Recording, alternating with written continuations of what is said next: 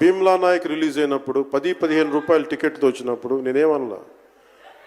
కానీ మీ కోరిక మేరకు ఈరోజు టికెట్ రేట్స్ పెరిగి ప్రభుత్వం మనదొచ్చి మన సినిమా ఇప్పుడు రిలీజ్ అవుతుంది.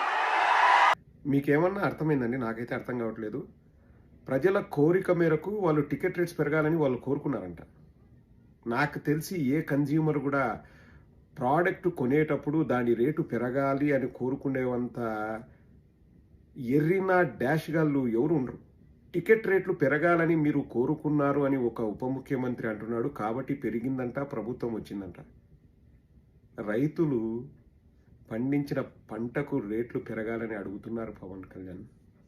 నీకు దమ్ము ధైర్యం ఉంటే నువ్వు నిఖార్సైన ఉప ముఖ్యమంత్రి అయితే ఆ రేట్లు పెంచు చూద్దాం. ఎవడికి లాభం? సినిమా టికెట్ రేట్లు పెరిగితే ఎవడికి లాభము? పుట్టగోసిగానికి లాభమా? ఎవరికి లాభం చెప్పు పవన్ కళ్యాణ్. నువ్వు ఉప ముఖ్యమంత్రి అయితే రైతులకు గిట్టుబాటు ధర కల్పించు, అప్పుడు మాట్లాడు. ఏమన్నా మాట్లాడండి. టికెట్ రేట్లు పెంచాలని ప్రజలు కోరుకున్నారంట. ఎవనికి లాభం టికెట్ రేట్లు పెరిగితే? ఎవనికి లాభం? ప్రజలకు లాభమా, లేకపోతే అడిగిన వాళ్ళ అమ్మ వాళ్ళ ఆయనకు లాభమా, లేకపోతే వాళ్ళ కొడుకుకు లాభమా, పిల్లలకు లాభమా, బిడ్డలకు లాభమా, వాళ్ళ అవ్వాతాతకు లాభమా? ఎవనికి లాభం టికెట్ రేట్లు పెరిగితే? ఎందుకు పవన్ కళ్యాణ్ ఈ బతుకు?